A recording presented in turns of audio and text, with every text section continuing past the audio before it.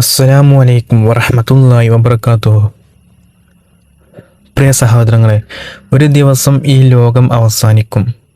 നമ്മൾ ഇന്ന് കാണുന്ന വീടുകളും കെട്ടിടങ്ങളും റോഡുകളും നഗരങ്ങളും ഒന്നും എന്നും നിലനിൽക്കില്ല.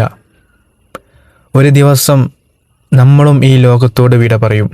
പിന്നീട് വരുന്നത് ആഖിറത്തിലെ ജീവിതമാണ്. അവിടെ പണത്തിന് വിലയുണ്ടാകില്ല, പ്രശസ്തിക്ക് വിലയുണ്ടാകില്ല, നമുക്ക് എത്ര ഫോളോവേഴ്സ് ഉണ്ടായിരുന്നു എന്നതിന് ഒരു വിലയും ഉണ്ടാവില്ല. അവിടെ പ്രധാനപ്പെട്ടത് നമ്മുടെ അമലുകളാണ്. പക്ഷേ ഖിയാമത്ത് നാളിൽ നമ്മുടെ ജീവിതത്തെക്കുറിച്ച് ചോദ്യം ചെയ്യപ്പെടും. അപ്പോൾ നമുക്ക് തയ്യാറാണോ? ഒന്ന്, ജീവിതത്തെക്കുറിച്ച് ചോദിക്കപ്പെടും.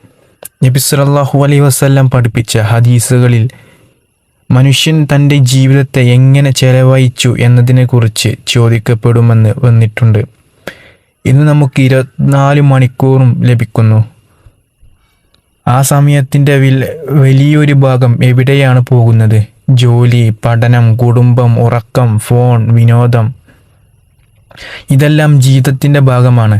പക്ഷേ അതിനിടയിൽ അള്ളാഹു നൽകിയ ജീവിതം ഞാൻ എങ്ങനെ ഉപയോഗിച്ചു എന്ന ചോദ്യത്തിന് നമുക്ക് എന്ത് ഉത്തരം നൽകാനാകും? 2, യൗവനത്തെക്കുറിച്ച് ചോദിക്കപ്പെടും. യൗവനം ജീവിതത്തിലെ ഏറ്റവും ശക്തമായ കാലഘട്ടമാണ്. ശരീരത്തിന് ശക്തിയുണ്ട്, പുതിയ കാര്യങ്ങൾ പഠിക്കാം, ജോലി ചെയ്യാം, ലോകം കാണാം, സ്വപ്നങ്ങൾ പിന്തുടരാം. പക്ഷേ ഈ ശക്തിയും സമയവും എങ്ങനെ ഉപയോഗിച്ചു എന്നതും ചോദിക്കപ്പെടും. യൗവനം വെറുതെ സോഷ്യൽ മീഡിയയിൽ കളഞ്ഞോ? ഹറാമായ കാര്യങ്ങളിൽ ഉപയോഗിച്ചോ? അല്ലെങ്കിൽ അള്ളാഹുവിന് ഇഷ്ടമുള്ള കാര്യങ്ങളിലും ഹലാലായ ജീവിതത്തിലും ഉപയോഗിച്ചോ? യൗവനം തിരിച്ചു വരില്ല. അതുകൊണ്ട് അത് നഷ്ടപ്പെടുന്നതിന് മുമ്പ് വിലമതിക്കണം. 3, സമ്പത്തിനെക്കുറിച്ച് ചോദിക്കപ്പെടും. നമുക്ക് എത്ര പണം ലഭിച്ചു എന്നത് മാത്രമല്ല, അത് എങ്ങനെ സമ്പാദിച്ചു, എവിടെ ചെലവഴിച്ചു എന്നതും പ്രധാനമാണ്. നമ്മുടെ പണം ഹലാലായ വഴിയിലൂടെയാണോ വന്നത്? മറ്റുള്ളവരുടെ അവകാശം അതിൽ ഉണ്ടോ? നാം സമ്പാദിച്ചത് കുടുംബത്തിനും ആവശ്യങ്ങൾക്കും നന്മയ്ക്കുമായി ഉപയോഗിച്ചോ? അല്ലെങ്കിൽ വെറും പ്രദർശനത്തിനും ആഡംബരത്തിനുമായി മാത്രമാണോ?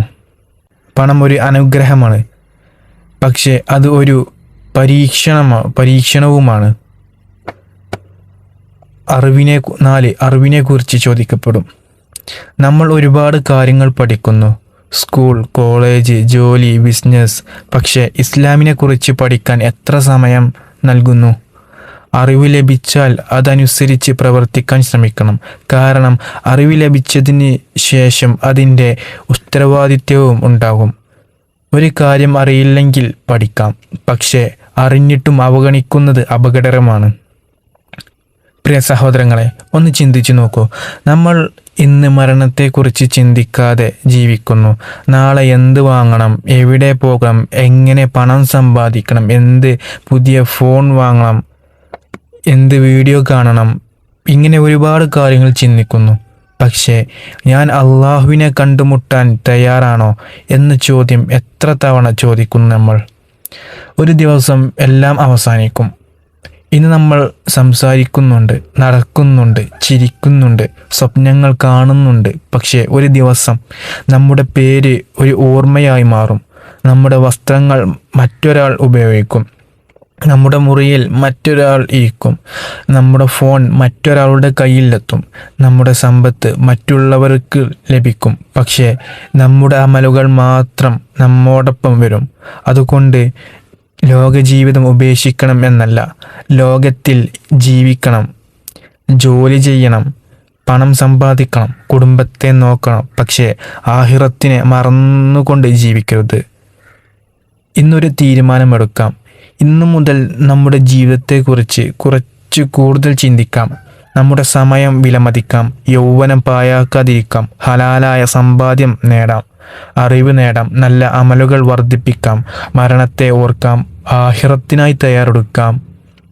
കാരണം ഖിയാമത്ത് എപ്പോൾ വരുമെന്ന് നമുക്കറിയില്ല, പക്ഷേ അത് വരുമെന്ന് നമുക്കറിയാം. അള്ളാഹു നമ്മെ ആ ദിവസത്തെ നരകത്തിൽ നിന്ന് രക്ഷിക്കുകയും നമ്മുടെ കണക്കെടുപ്പ് എളുപ്പമാക്കുകയും തൻ്റെ കാരുണ്യത്താൽ ജന്നാത്തിൽ പ്രവേശിപ്പിക്കുകയും ചെയ്യട്ടെ. ആമീൻ യാ റബ്ബൽ ആലമീൻ.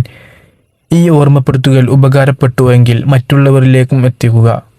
അസ്സലാമു അലൈക്കും വറഹ്മത്തുള്ളാഹി വബറകാതുഹു.